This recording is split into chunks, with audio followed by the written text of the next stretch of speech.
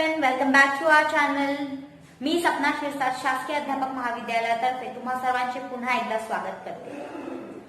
विद्यार्थी मित्रांनो, आजचा विषय सुरू करण्याआधी सर्वप्रथम मी तुम्हाला काही प्रश्न विचारेन। तुम्हा सर्वांना त्या प्रश्नांचा मला रिस्पॉन्स द्यायचा आहे, ठीक आहे? तर सर्वप्रथम मला तुम्ही सांगा की आपल्या शरीरामध्ये कोणकोणत्या इंद्रिय संस्था आहेत?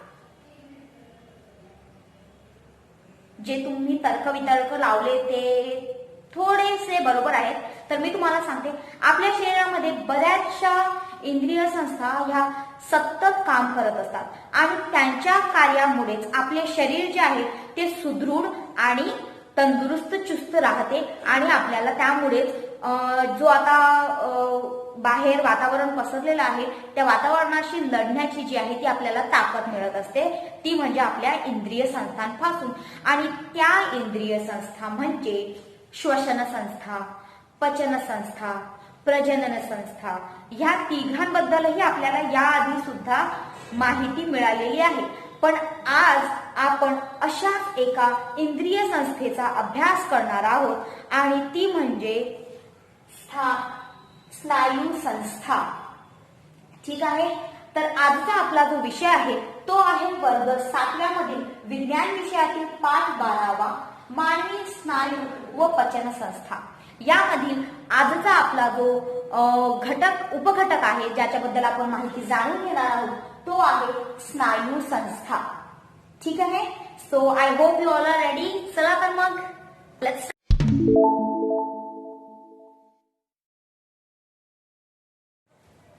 विद्यार्थी मित्रांनो, सर्व घटकाला सुरुवात करण्याआधी सर्वप्रथम आपण एक छोटीशी कृती करूया। मी तुम्हा सर्वांना सांगते की तुम्ही पेन तुमच्या हातामध्ये असं पकडा, तुम्ही बघू शकता, ठीक आहे? हाताची मूवमेंट बघा।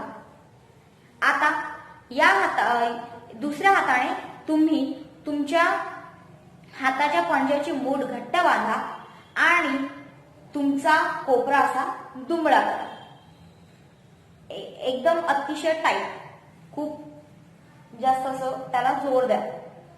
तुम्हाला जाणवेल की तुमच्या दंडाचा जो भाग आहे तो थोडासा टणक झालेला आहे। टणक झालेला आहे म्हणजे थोडासा तो रफ झालेला आहे, तुम्हाला इथे जाणवेल। आणि तो जो भाग आहे तो दुसरे काही नसून तुमच्या शरीरातील स्नायू आहेत। तर विद्यार्थी मित्रांनो, शरीरातील विविध ज्या हालचाली होत असतात, जसे की आता पेन पकडणे, हाताला दुमडे करणे, हात खाली घेणे, मानेला हलवणे, सगळ्या ज्या क्रिया आहेत ह्या स्नायूंमुळे घडत असतात। स्नायू आकुंचन पावतात तर काही स्नायू शिथिल होतात आणि त्यांच्या या क्रियेमुळेच आपल्या शरीरातील ज्या वेगवेगळ्या कृती आहेत त्या घडून येतात। जसे की आपला हात आता सरळ आहे, जेव्हा मी या हाताला असे हे करते, कोपऱ्यातून याला जेव्हा मी दुमडा करते तेव्हा इथले जे स्नायू आहेत ते शिथिल होतात, म्हणजे ते ताणतात, पण आतमधले जे स्नायू आहेत ते स्नायू जे आहेत ते आकुंचन पावतात। तसेच जेव्हा आपला हात सरळ असतो तेव्हा हाताच्या आतमधले जे स्नायू आहेत ते स्नायू आकुंचन पावतात, तर ह्याच्या वरचे जे स्नायू आहेत ते स्नायू शिथिल होतात। अशा प्रकारे आपल्या शरीरातील प्रत्येक जी कृती आहे ती स्नायूंमुळेच घडत असते। तर यावरून आपण स्नायूंची अशा प्रकारे व्याख्या करू शकतो की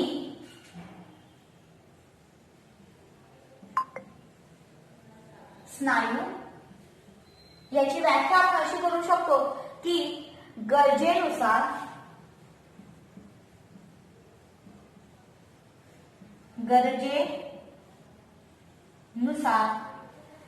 आकुंचन व शिथिलीकरण होऊ शकणाऱ्या आकुंचन व शिथिलीकरण होऊ शकणाऱ्या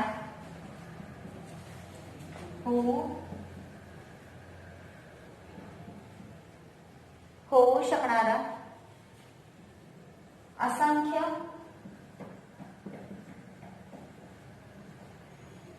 तंतूंचा एक गट.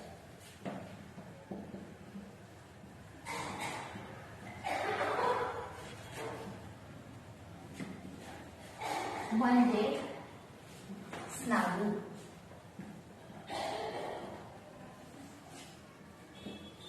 I hope you understand.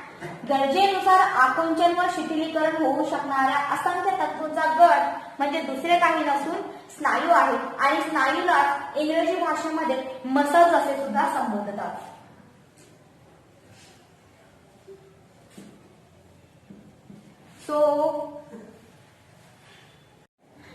विद्यार्थी मित्रांनो, स्नायू हाडांना स्नायू बंधांनी बांधलेले असतात. घट्ट त्यांना जे स्नायू आहेत ते हाडांना जोडलेले असतात. स्नायू आकुंचन पावला की सांध्यापाशी हालचाल होऊन हाडे एकमेकांना जवळ येताना किंवा लांब जाताना दिसतात. जसे जेव्हा आपण हात हलवतो तेव्हा आपल्याला ही गोष्ट जाणवते. जेव्हा आपण चालतो तेव्हा सुद्धा आपण ही गोष्ट ऑब्झर्व करू शकतो. एवढेच नव्हे तर पापणी लावण्याच्या लहानात लहान क्रियापासून ते कुऱ्हाडीने लाकडे फोडण्यापर्यंत जी ताकद लागते त्यापासून तर बोलणे, हसणे, चालणे, उडी मारणे, एखादी वस्तू फेकणे, या सर्व ज्या क्रिया असतात ह्या स्नायूंच्या हालचालींवरच अवलंबून असतात. स्नायू ज्या हाडांना घट्ट पकडलेले असतात त्याचं मी तुम्हाला एक चित्राद्वारे समजवण्याचा प्रयत्न करते. समजा आता हा माझा एखादा शरीरातील हाड असेल, म्हणजे बोन असेल माझ्या शरीराचा, तर हा जो बोन आहे ह्या बोनाच्या वरती तुम्ही बघू शकता आपली जी हाडं आहेत त्या हाडावरती तुम्हाला एक मांसाच्या गोळ्यासारखं चिटकलेलं दिसणार आहे आणि ते म्हणजे नथिंग बट द स्नायू. तर हे असे स्नायू असे असतात. समजा हा एक स्नायू आहे, तर हा स्नायू आपल्या हाडाशी घट्ट चिकटलेला असतो. हा जो स्नायू आहे हा आपल्या शरीरातील हाडांशी घट्ट चिकटलेला असतो आणि तो चिकटला असतो स्नायू बंधांनी. हाडामधला म्हणजे आपल्या हाडामधला आणि स्नायू मधला हा जो भाग आहे हा आहे स्नायू बंध. स्नायू बंध ज्यालाच आपण इंग्रजीमध्ये टेंडन म्हणतो. टेंडन. तर अशा प्रकारे स्नायू आपल्या हाडांशी चिकटलेले असतात जेणेकरून हाडांना एका प्रकारचं संरक्षण मिळते आणि आपले हाडं जे आहेत ते सुरक्षित राहतात. जसे एखादा ऍक्सिडेंट झाला किंवा आपल्या हातावरती काही पडलं तर ते लगेच आपल्या हाडांना न लागता, आपल्या हाडांना इजा न होता आपल्या मसलला इजा होते आणि त्यामुळेच फ्रॅक्चर वगैरे हे खूप कमी प्रमाणामध्ये होण्याची शक्यता असते आणि हाडं जी आहेत ती सुद्धा सुदृढ राहतात. थोडक्यात म्हणायचे तर जे स्नायू असतात ते एका प्रकारचे आपल्या हाडांना जे आहे प्रोटेक्शन करत असतात, संरक्षण देत असतात. त्यामुळे स्नायू जे आहेत आपल्या शरीरामध्ये खूप महत्वाचा भाग जो आहे तो पूर्ण करत असतात. आता विद्यार्थी मित्रांनो, तुम्ही मला अशा स्नायूंची नावे डिस्क्रिप्शन मध्ये तसेच कमेंट बॉक्स मध्ये लिहून सांगा की असे आपल्या शरीराचे कुठले अवयव आहेत जे स्नायूंपासून बनलेले आहेत. ठीक आहे. आय होप की सर्व मला या प्रश्नाचं उत्तर नक्कीच कमेंट बॉक्स मध्ये सांगेल.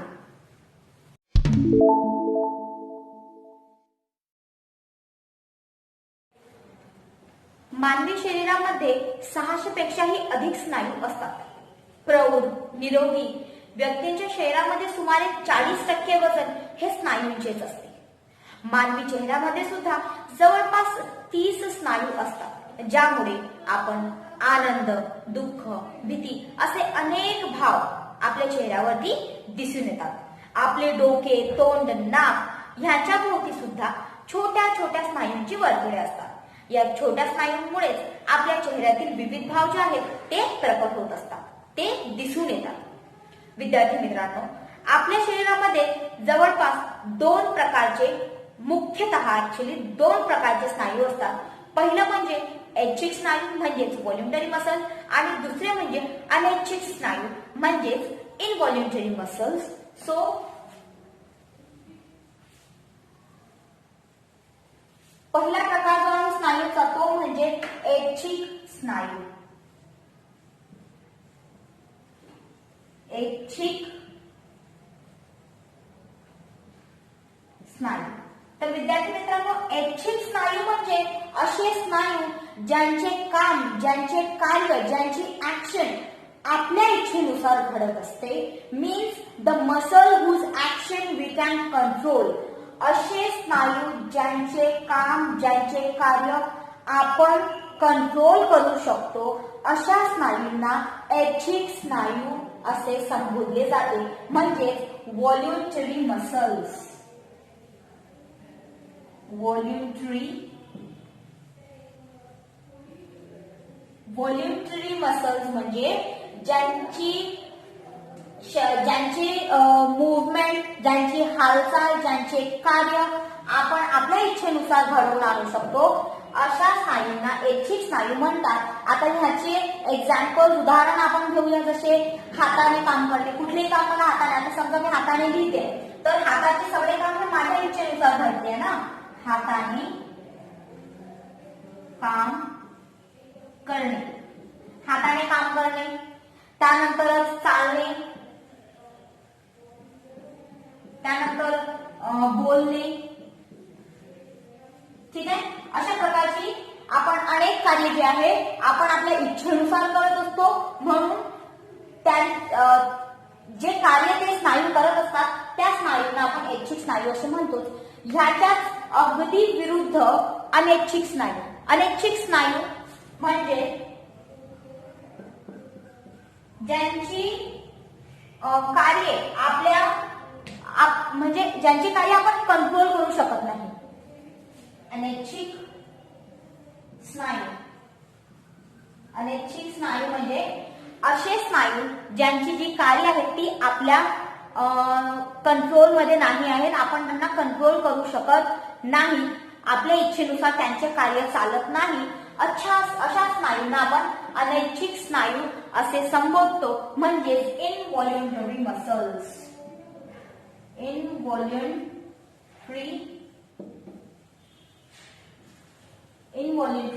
मसल्स. आता इनव्हॉल्युंटरी मसल्स म्हणजे अनैच्छिक स्नायूंचे एक्झाम्पल्स घ्यायचे असले तर जसे श्वसन संस्था. आपली श्वसनाची जी प्रक्रिया आहे ती सतत चालू असते आणि ती आपल्या इच्छेनुसार नाही चालत. ती मुळात आपण झोपलेलो जरी असलो तरी सुद्धा आपली जी श्वसनाची जी क्रिया आहे ती चालूच असते, म्हणजे श्वसन. त्यानंतर पचन.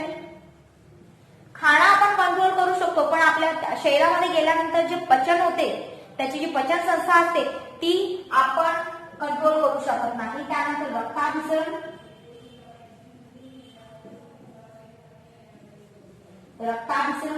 म्हणजेच आपल्या शरीराची सर्क्युलेटरी सिस्टीम ती सुद्धा आपण कंट्रोल करू शकत नाही, ती आपल्या इच्छेनुसार काम करत नाही. अशा क्रिया करणाऱ्या स्नायूंना अनैच्छिक स्नायू आपण म्हणतो. जसे जठर हे अनैच्छिक स्नायूचे उदाहरण आहे. या क्रिया आहेत. हे जे आहे ना, हाताने काम करणे या क्रिया आहेत अनैच्छिक.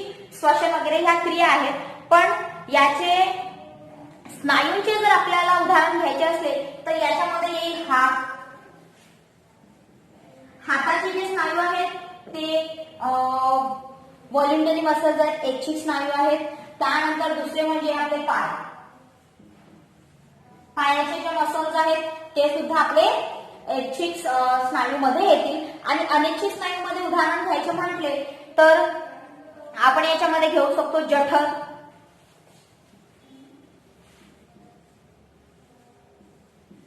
आपल्या शरीरामध्ये जठराची क्रिया आपण कंट्रोल करू शकत नाही. त्याच्यानंतर आपलं आतडे, आपले हृदय,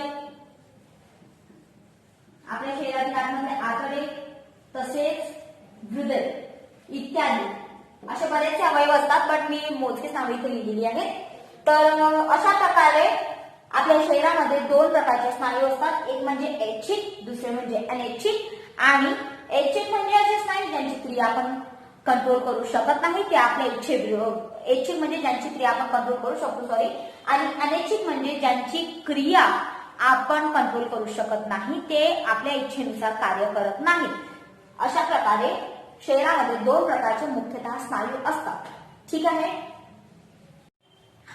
याआधी आपण जे स्नायूंचे प्रकार बघितले ते त्यांच्या इच्छेवरून, त्यांच्या कार्यावरून बघितले. आता आपण शरीराचे आणखी काही 3 मुख्य प्रकार बघणार आहोत. ते मुख्य प्रकार अशा प्रकारे की अस्थि स्नायू, हृदयाचे स्नायू आणि मृदू स्नायू. सो स्नायूंचे जे मुख्य 3 प्रकार आपण आता बघणार आहोत ते प्रकार म्हणजे अस्थि स्नायू,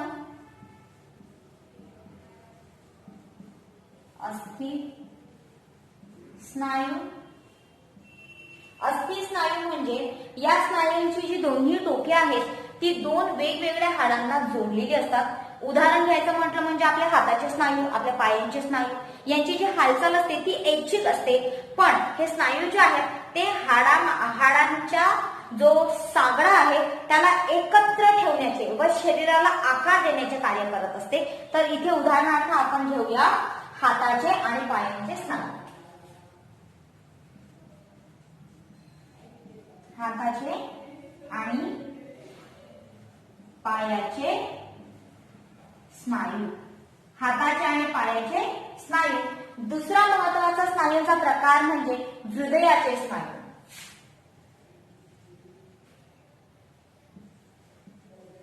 हृदयाचे स्नायू.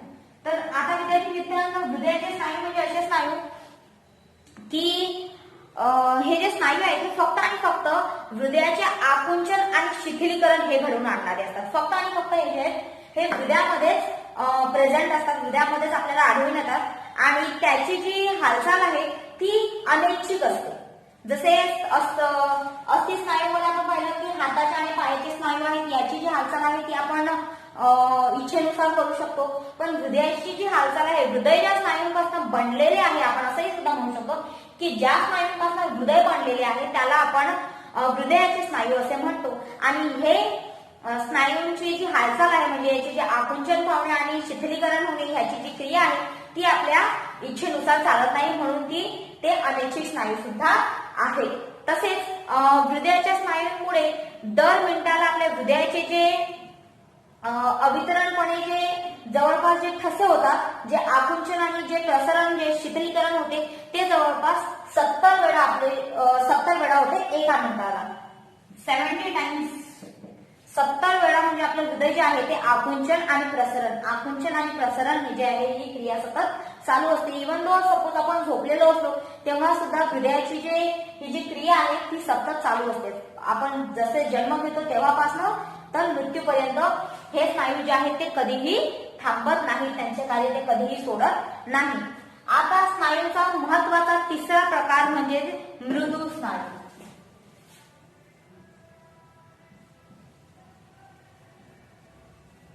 मृदू स्नायू. आता मृदू स्नायू म्हणजे काय, तर शरीरातील इतर सर्व जे आंतरेंद्रिय आहेत ते ह्या स्नायूंपासून बनलेले आहेत. उदाहरणार्थ घ्यायचं असेल तर आपलं जठर, त्याच्यानंतर आपली आतडे, त्यानंतर आपल्या रक्तवाहिन्या, ह्या सर्व ज्या आहेत ह्या मृदू स्नायूच्या प्रकारामध्ये येतात आणि ह्यांची सुद्धा जी क्रिया आहे ती अनैच्छिक आहे. तर इथे मी उदाहरण लिहून ठेवते, जसे जठर, आतडे, रक्तवाहिन्या. जठर, आतडे, रक्तवाहिन्या इत्यादी.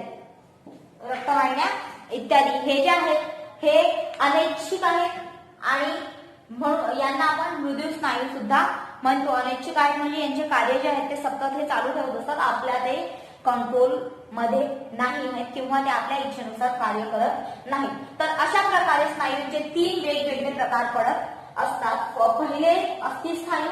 अस्थि स्नायू म्हणजे असे स्नायू जे एका हाडाला दुसऱ्या हाडा म्हणजे जोडलेले असतात. ते सपोज हे माझं असं हाड आहे, जस्ट अ सेकंड. तर हे समजा माझं हाड आहे आणि हे इथे दुसरं हाड आहे. तर या हाडांना जे आहे ते असे जोडलेले असतात, तिथून इथे असे धाग्यांसारखे स्नायू जे आहेत असे धाग्यांच्या रूपामध्ये जोडलेले असतात. तर अशा प्रकारे जोडलेले असतात आणि हे स्नायू म्हणजे अस्थि स्नायू जे आपल्या हातामध्ये असतात, जे आपल्या पायांच्या मसल्स मध्ये आपल्याला आढळून येतात. त्यानंतर हृदय स्नायू फक्त आणि फक्त शरीरामध्ये हृदयात आढळते आणि ह्याचे जे कार्य आहे ते आपल्या इच्छेनुसार चालत नाही, ते आउट ऑफ आवर कंट्रोल आहे, त्यामुळे त्यांना आपण अनैच्छिक स्नायूचा हा एक प्रकार आहे. त्यानंतर मृदू स्नायू मध्ये जर गेलं तर मृदू स्नायू म्हणजे असे स्नायू ज्यामुळे आपल्या आंतरेंद्रिय बनलेले आहेत, जसे जठर, आतडे, रक्तवाहिन्या एवढंच नव्हे तर गर्भाशय सुद्धा या स्नायूंनी बनलेले असतात आणि या विशेष स्नायूंकडून शरीराची अनेक जीवनावश्यक जी कार्य आहेत ती सतत चालू असतात.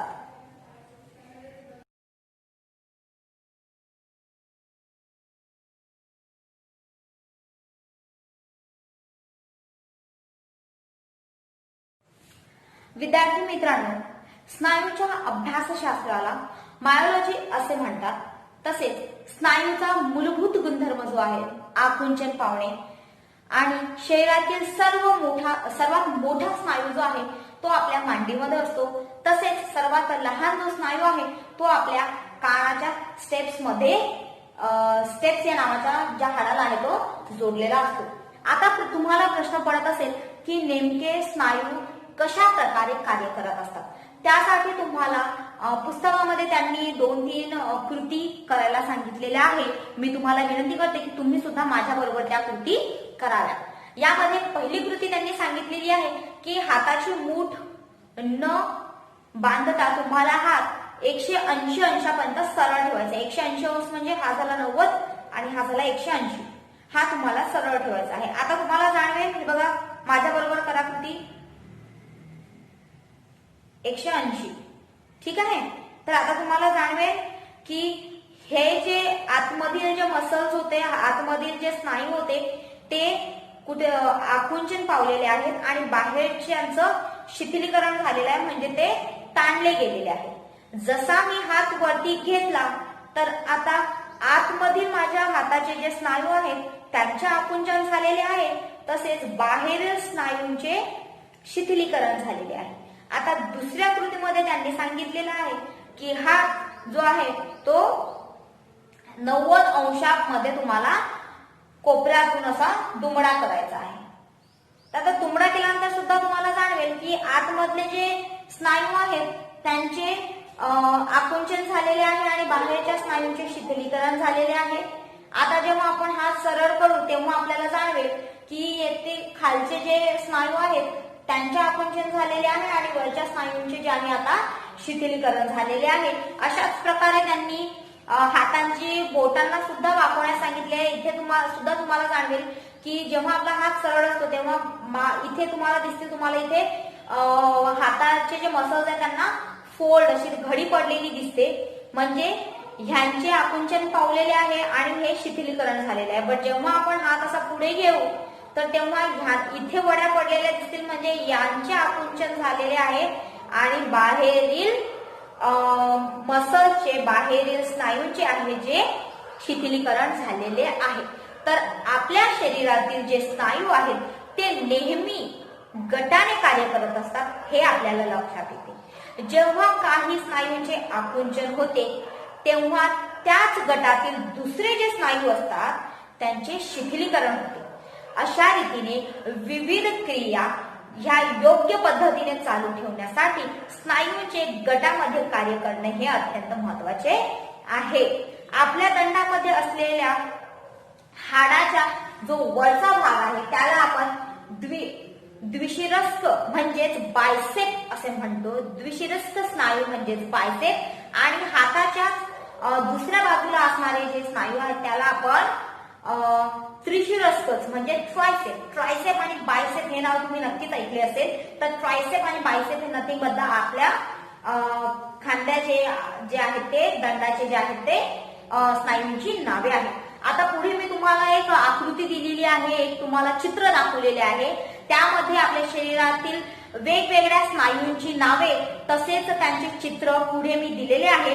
त्याआधी मी तुम्हाला एक कार्य सांगते, ज्यामध्ये तुम्हाला 2 माझ्या प्रश्नांची उत्तरे द्यायची आहे. तर तुम्ही हे कार्य स्वाध्याय म्हणून सुद्धा घेऊ शकता. तर पहिला जो प्रश्न आहे तो म्हणजे की जर आपल्या शरीराच्या हृदयाचे जे स्नायू आहेत त्यांनी जर हालचाल केली नाही तर काय होईल. तुम्हाला पुस्तकामध्ये सुद्धा हे प्रश्न दिलेले आहेत, तुम्हाला वरती लिहायचे काय होईल. त्यानंतर पहिला प्रश्न जो आहे तो आहे की जर हृदयाच्या स्नायूंनी हालचाल केली नाही तर. ह्याचं उत्तर तुम्हाला शोधून काढायचं आहे. आणि माझा आजचा स्वाध्यायासाठी दुसरा प्रश्न म्हणजे जठरात अन्न गेले आहे आणि जठराच्या स्नायूंनी हालचाल बंद केली तर. या दोन्ही प्रश्नांची उत्तरे तुम्हाला शोधून काढायची आहेत आणि हेच प्रश्न तुम्हाला स्वाध्यायासाठी सुद्धा राहतील. आता थोडे पुढे वळूया आणि शेवटचा आपला जो टप्पा आहे की स्नायूंची आपल्याला काळजी कशी घ्यायची आहे. तर नेहमी त्यासाठी आपल्याला लक्षात ठेवायचं आहे की शरीरातील स्नायू हे बळकट व कार्यप्रवण यांचे असणे अत्यंत आवश्यक आहे. स्नायूंच्या वाढीसाठी व त्यांची जी झीज आहे ती भरून काढण्यासाठी आपल्या आहारात आपल्याला पुरेसे प्रथिनेयुक्त अन्न तसेच पिष्टमययुक्त पदार्थ असणे अत्यंत आवश्यक आहे.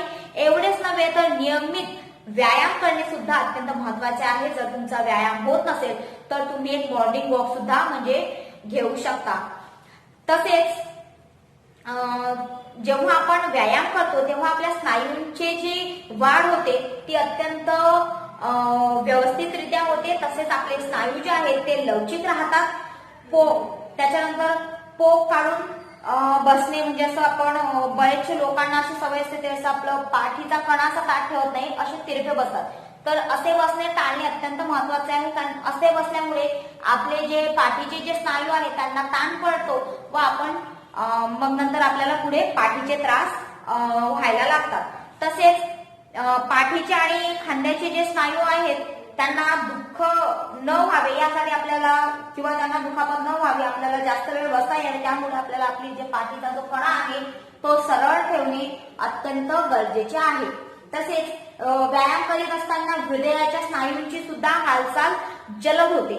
त्यामुळे श्वासोच्छवास सुद्धा आपला जो श्वास घेण्याचा जो रेट आहे ते सुद्धा वाढतात आणि यामुळे आपल्या शरीरातील रक्ताभिसरण खूप चांगल्या रीतीने होते. आपल्या शरीराला पुरेसे रक्त मिळते आणि आपले जे हृदय आणि फुफ्फुस आहे ह्यांची सुद्धा कार्य जे आहे किंवा आपण म्हणू शकू की ते बळकट बनतात आणखी व्यवस्थितरित्या कार्य करण्यासाठी.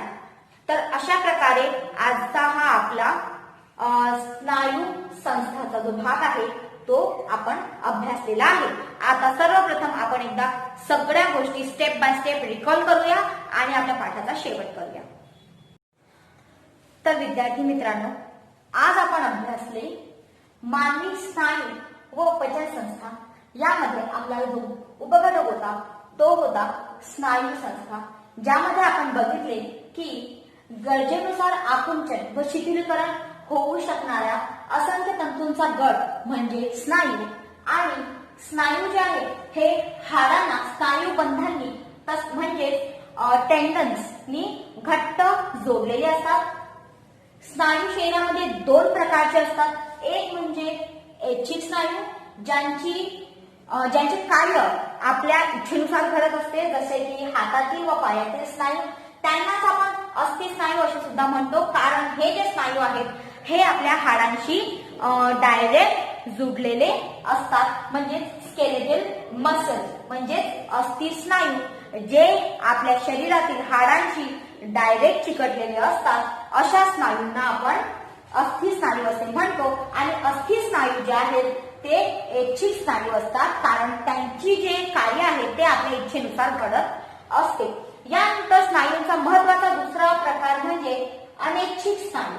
अनैच्छिक स्नायू म्हणजे असे स्नायू ज्यांचे कार्य आपल्या इच्छेनुसार चालत नाही, त्यांचे कार्य ते स्वतःहूनच करत असतात. जसे की जठर, आतडे, हृदय म्हणजे पचन संस्थेमधील सगळे इंद्रिय, त्यानंतर श्वसन संस्थेमधील इंद्रिय यांचे जे कार्य आहे ते आपण कंट्रोल करू शकत नाही, म्हणून त्यांना आपण अनैच्छिक स्नायू म्हणजेच इनव्हॉल्युंटरी मसल्स असे म्हणतो.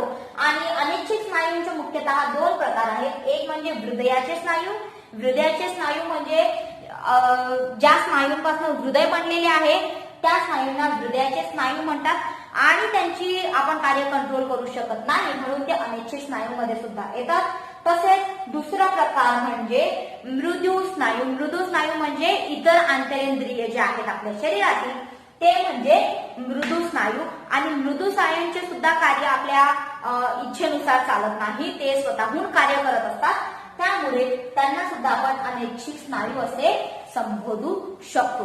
तर अशा प्रकारे आजचा आपला हा पाठ आपण इथे संपवूया आणि आय जस्ट होप की तुम्हा सर्वांना यातील एक आणि एक गोष्ट कळली असेल आणि जर तुम्हाला व्हिडिओ आवडला असेल तर व्हिडिओला नक्कीच लाईक करा. काही प्रॉब्लेम असतील, काही प्रश्न असतील तर कमेंट बॉक्समध्ये विचारा. आमच्या चॅनलला सबस्क्राईब करा आणि हो, बेल आयकनला क्लिक करायला विसरू नका. बेल आयकन क्लिक केल्यानंतर तुम्हाला आमचे व्हिडिओ लवकरात लवकर दिसतील व लवकरात लवकर आपण बऱ्याचशा गोष्टी अभ्यासणार आहोत. तोपर्यंत घरी राहा, सुरक्षित राहा. धन्यवाद.